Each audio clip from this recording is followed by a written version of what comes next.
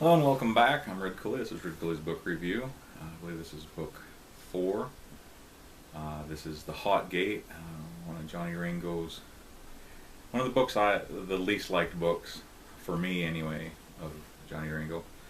The problem I have in saying that, though, is there are a lot of good parts of this book, but it's about half and half. I honestly found myself fast forwarding through probably half of the book.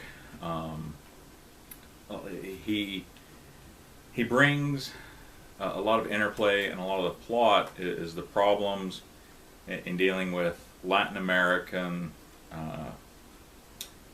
They're the ruling families that control the governments, the powerful families that were established or have gained power in Latin America, and how they are so sexist and they are so racist and manipulative and arrogant. All true, but once again, something that you could have just put in an email and have to spend half the book on. He also touches base on a lot of the Eastern Muslim cultures, on same thing, how that they're arrogant and problematic, and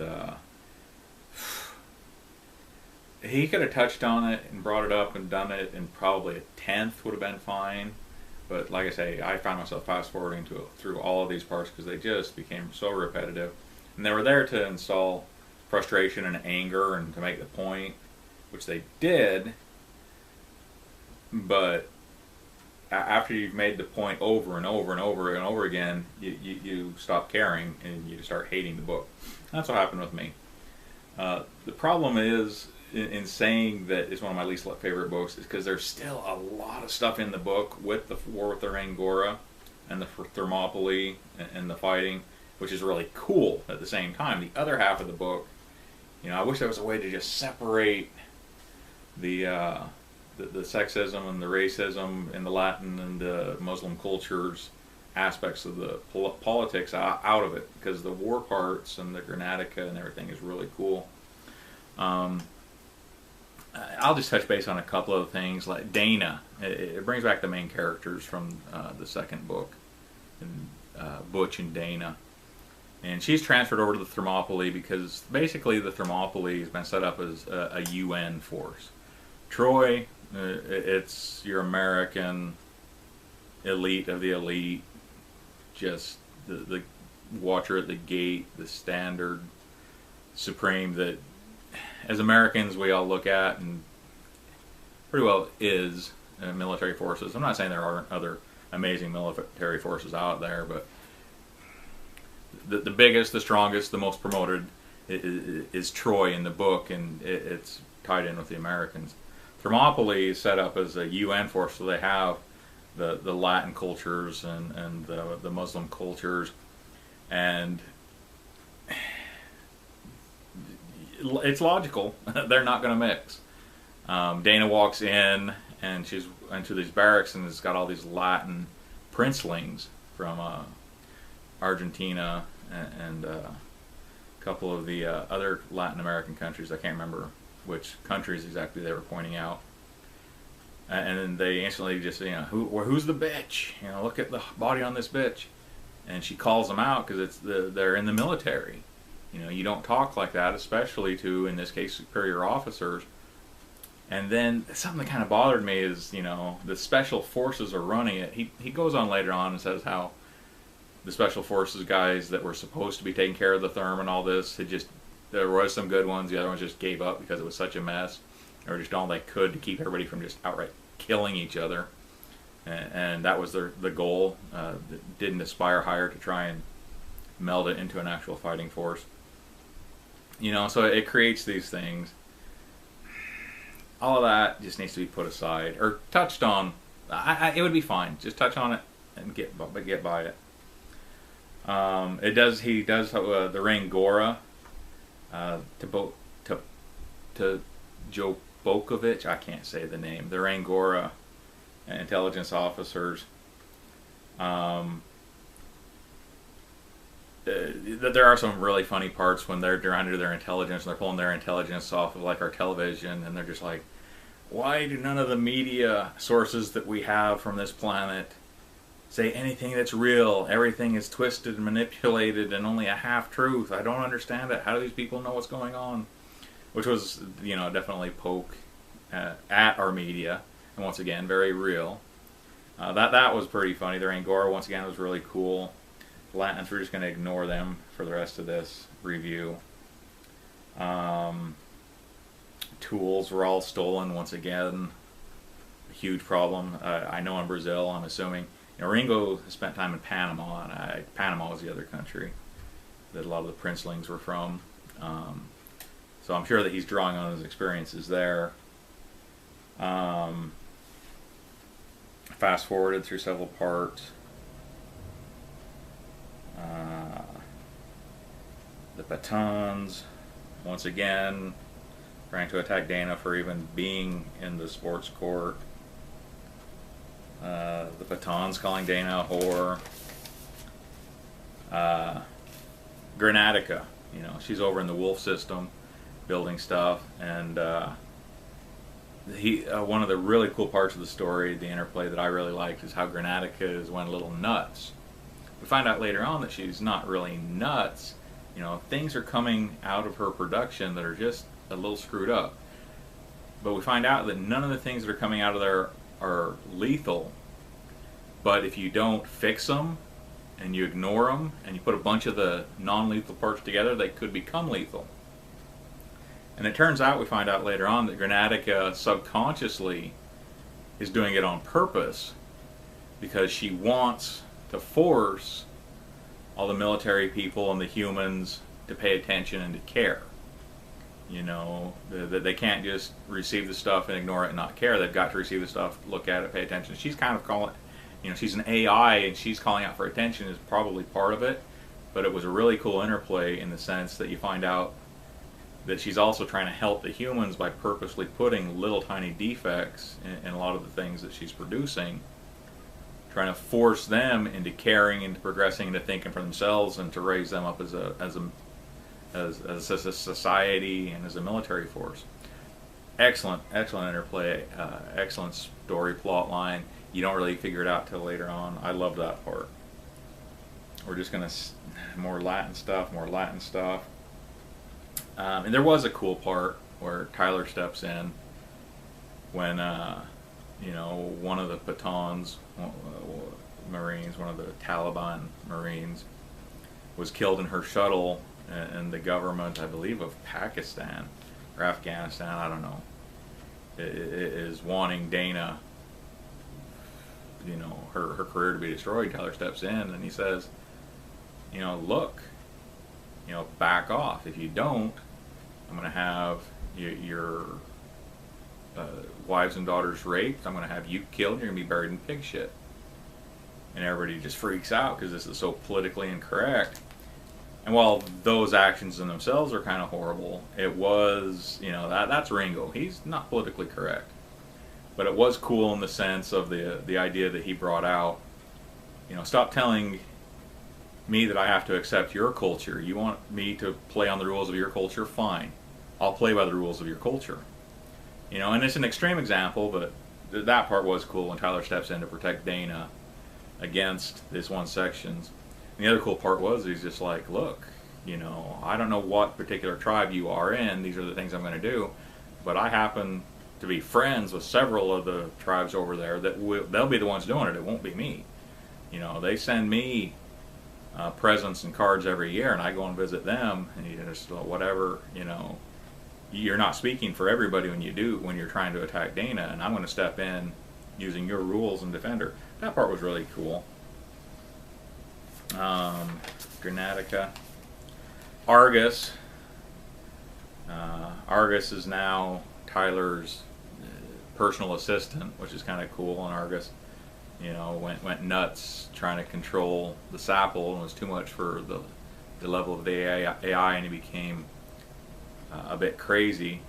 And now that he's Tyler's, and he tells some jokes, and it kind of comes out of the blue. It's kind of like Spock telling jokes, so that was funny. I really like that part.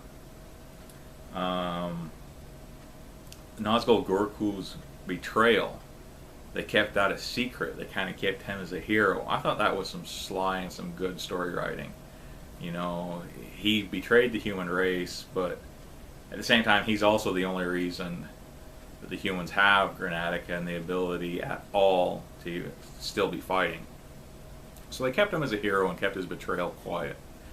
I thought that was a really cool part of the story. One kind of plot hole logical thing, you know, I got to attack these when I see them. You know, these Rangora forces keep coming through the gate and they get in these fights in this whole system where the Sapple is.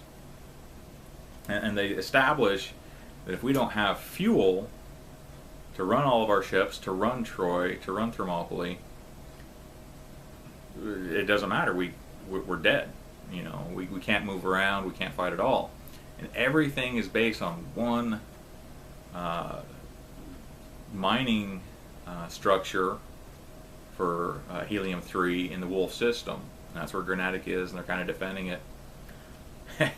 You know, if one of these, and the Rangora knew that this mine was in that system, all they had to do is pop through, take a few hits, open the gate, and head into the Wolf system. There's really nothing there in the Wolf system to stop them from destroying the mine, the helium-3 mine. Game over. Humans would have lost. You know, if I was the Rangora, that's what I would have done to win the war. Just saying.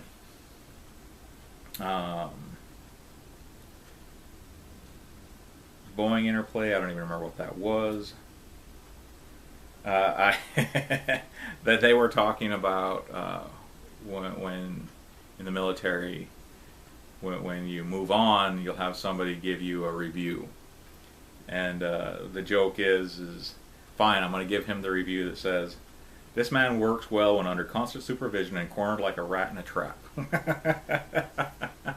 And I think back some of the reviews, not in the military, but in life, but that's pretty well what it would have said, you know, to be passed on. So that hit a little too close to home. I also thought that was hilarious.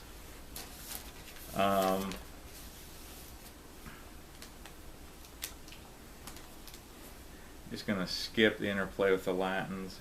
Oh, another thing that I hated is I was listening to the audiobook, and they had, I don't know if it's Leonidas or Leonidas, you know, the king of, the Spartan king of 300 that made the stand.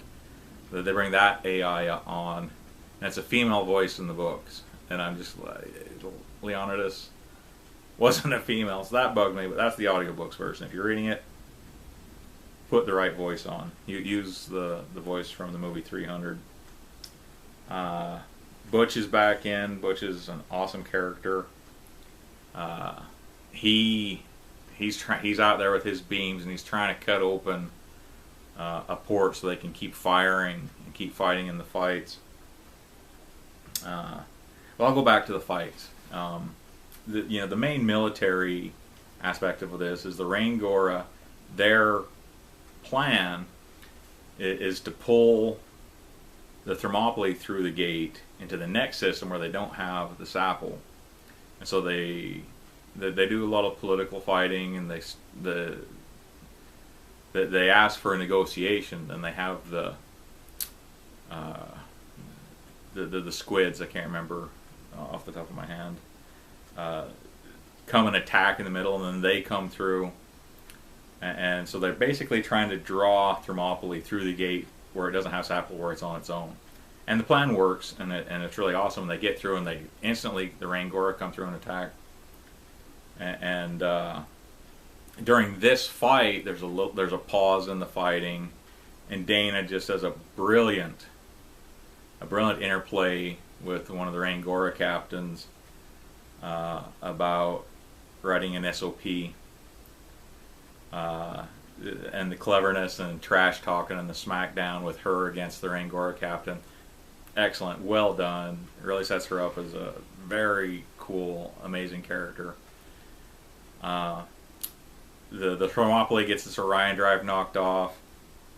Granatica's stuck in there. The doors open. They make Mjolnir in the battle.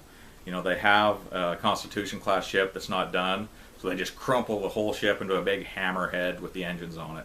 and use it as a ram. And it does a near miss, which he explains. A near miss is really just a not square on hit, but it's still a hit.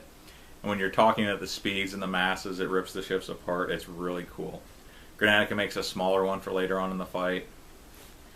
They do some really fun interplay. I loved the joke where there were they had the doors open and the missiles came and they hit and about killed Granatica and destroyed a lot of their stuff. But the missiles also closed the door and made them safe. And the surface has been scoured of all of their offensive ability. And they are spinning away from the gate because, you know, they're basically a big ball bearing that's now been sealed up and been shot off in the battle. And they finally get the gate open. Well, not the gate open, but they get a couple of ports open so they can fire their lasers. But their lasers are so much weaker than they usually are because so much damage has happened to the ship. The lasers can't really be seen in space unless they hit something. You don't know how strong they are. You know, you can maybe catch them hitting some debris and see that they went through space. You don't know how strong they are. So they're like, all right, we're going to shoot and miss. And you just like scare them. They're like, all right, shoot. You know, miss. That's showing them. I love that part. I laughed. The other part that I liked in the fighting is when they first came through, and the Angora are there waiting for them. The captain goes, picks up the radio, and he's going to send the message back home real quick. And his second, you know, the communication officer looks out and says, say it, say it. And the figure's like, I'm not going to say it. He's like, say it. He's just like, it's a trap. And the communicator's like, no, you have to say it like you have a great big squid head. It's a trap. You know, making fun of Star Wars. Another part. Like I say, there's some cool military in the fights, in the interplay, in the logistics. Fun. 50% of the book is really good. The political, Latin, Taliban parts, way too much. Get rid of that and you would have an amazing book. You know, and eventually they finally do win the fight and give their Angora their marching orders saying, you know what, you know, we're going to call a truce, we'll let you pick up your guys, we'll let you pick up our guys. Troy's getting its Orion drive fixed in the other, on the other side of the gate. As soon as that's put together, Troy's coming through and you better be gone. Really kind of a cool, you know, powerful macho ending. Boy, I don't know if I would say, I guess part of me says to buy the book because it's worth finishing out for the series, but be ready to fast forward past some of the political parts. But if you didn't buy the book, if you ended at Citadel, you'd be just fine. There's lots of other books, especially there's lots of other Ringo books that are really good. So I'm going to leave that there. That wasn't as short as I expected it to be. But I'll try and get caught up. I work at a downtown law firm in D.C. I'm about 5 books ahead as far as the reading and the listening of making these videos, but so I'm going to try and do a couple of short ones to get caught up. You know, so I mean, this, yeah, to sum it all up, this book isn't as bad as every book past book 5 that Robert Jordan made, but it's nowhere near as good as a lot of the other books that John Ringo wrote.